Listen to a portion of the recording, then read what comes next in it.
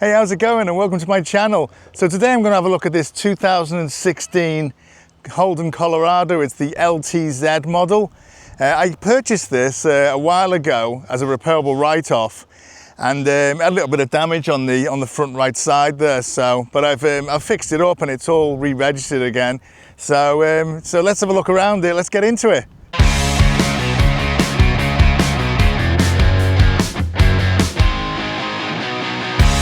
Yeah, so here it is here. It's looking a bit different from when I got it. I've done a few things to it, so I'm going to turn this gimbal round, and then we can have a little look at it and look around it, and I'll tell you what I've done to it, and you can see how it looks.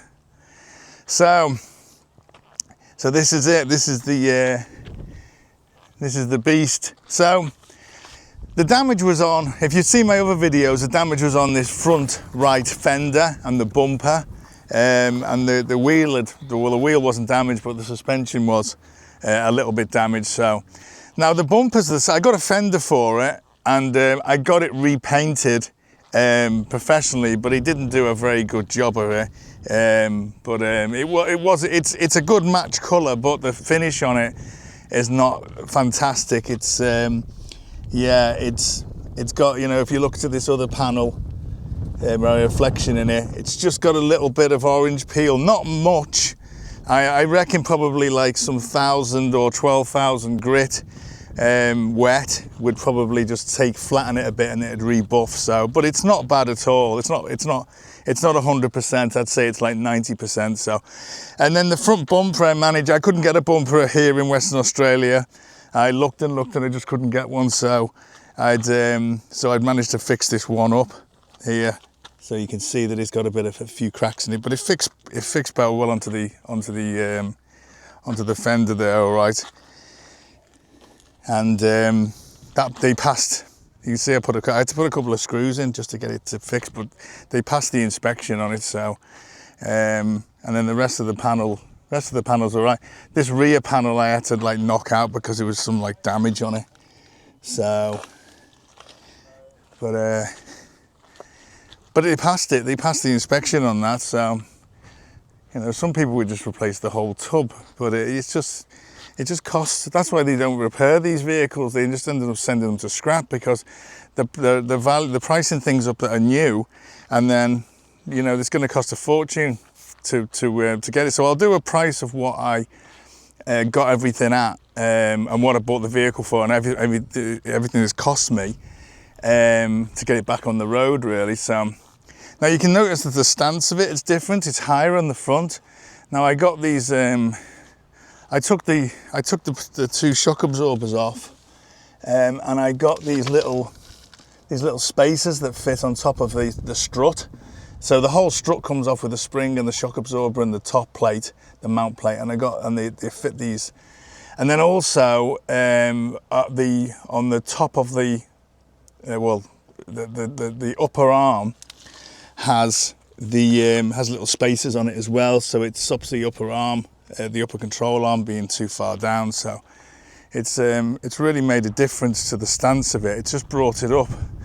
Because it was I'd say there was a 3-inch difference between the front and the back, and it's brought it up about 3 inches, 2.5 inches to 3 inches. So it's made a hell of a difference. So now the front fog light covers, I couldn't get the chrome ones, so I got these blanks and then just cut the hole in them, knocked the blank out, and then I got another fog light for the other side. At first I just had them as blanks, and it passed the pits like that, and then got a fog light come through, a used one, which cost about $75. But the fog lights are all right now. So crazy amount of flies around here today again. But like I said, it looks really, really well. It's yeah, it's come up nice. I got some headlight bulbs, globes coming. The ones that are in it are all right, but I got some like Philips super bright ones. So once they come, it'll make the headlights so much brighter. And then underneath, the protection plate underneath, I don't know if I can see with this, but I just did it. it was all rusty and everything, so I just painted the middle ones black and then the front one red. It looks all right, but I got the wheel alignment done on it, and it drives straight and it drives perfect. So that's pretty much it, really. It's got the 2.8 litre diesel, turbo diesel engine in it. Goes really well. The interior is really clean on it. It's not leather or anything, it's just like grey cloth, but it's in really clean condition. I got this like leather steering wheel cover on it, an RM Williams one on it, which is really good quality. So that really feels well. You see it's got the automatic gearbox. It's also got a reversing camera as well, and it's got a rear parking sensor, so that works well. It's got the dash mat that was on it.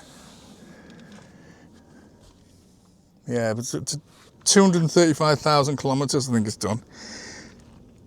It's also got the red arc on it as well, which is electronic brake controller. So it's got like an extra socket at the back, so you must plug.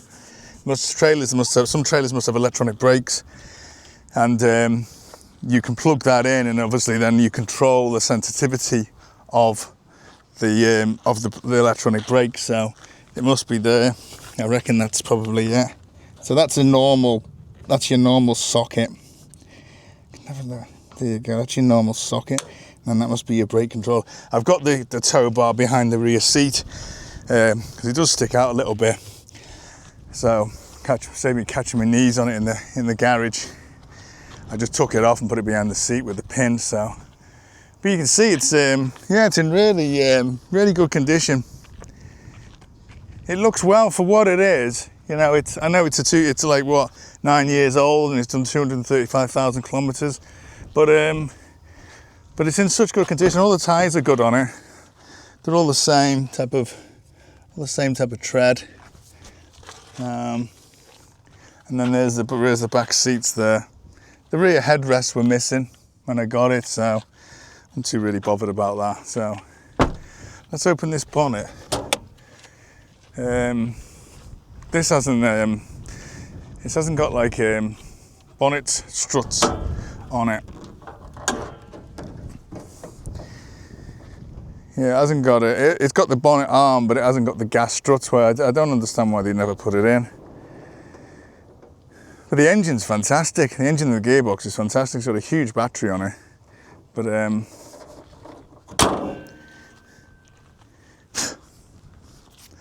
and that plate, you might probably wondering why it's got serve group on it. Well, I had at the Department of Transport office, I had like quite a few plates on retention that I'd had on vehicles, and serve group was just a company that I started ages ago, and then I was going to have it like a different service businesses a part of that group, but I got busy with other things and it never took off, so I just deregistered the business, the company I mean. So, but I got a plate at the time, and then I just put it on retention, so I'd never used it, so it was there. So I thought, you know what, when I went to register, it was only $19 to transfer that plate, so it was just better than purchasing another plate, or I thought I'd just use it up. And if I sell this, I'll sell that plate with it, so the plate will go with it because I don't need it anymore. You notice as well, I took the side steps off it, because one of them was broken and I couldn't get another one, so I just took the pair of them off. So let's have a look at how much this vehicle cost in total to get it back on the road, including the price of the vehicle. So I won it at salvage auction for $7,000. And then the auction fee was 15%, plus they put another $140 fee on it, so they'll come to $11.90. The delivery cost was $200, which I'd arranged myself. The used front wishbone or upper control arm and shocker was $341. The front fog light bezels or the bezels and the scuttle trim for the lower windscreen was $101. The front right fender and the paint job, even though the paint job wasn't that good, was $795 in total. I got steering wheel cover, fog light, lift kit and alignment come to $306 in total. And then them Philips super bright headlights, globes, which are $50, which I got coming, and then the movement permit's $31. The WOVR pit's $275, and then the Department of Transport pits is $225, so that's a total of $500. And then the duty and the 3 months rego, and then the plate fee $488. So that makes a grand total of $11,002. So in total, it's cost me around about 11,000. You know, it's crazy how something that you win for $7,000 can, you know, shoot up to like 11,000 by the time you've spent everything on it. And I think I had to pay more in fees than I actually did in parts.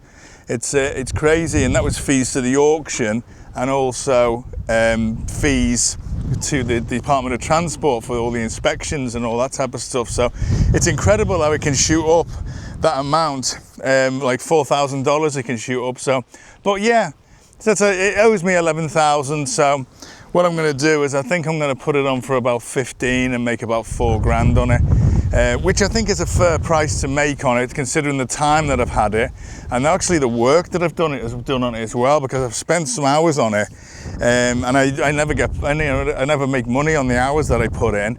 So it'll be good to get a good amount for it and just, you know, pay for basically the time that I've put into it. So let me just make sure this door is closed.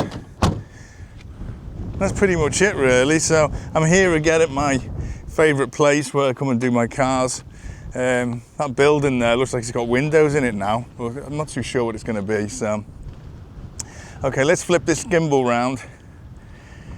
Okay, so thanks for watching, and please subscribe to my channel, and like this video as well, and click the little notification bell if you get a chance. So, and I'll have some more videos coming up in the future. Well, I'll see you again soon. Thanks a lot.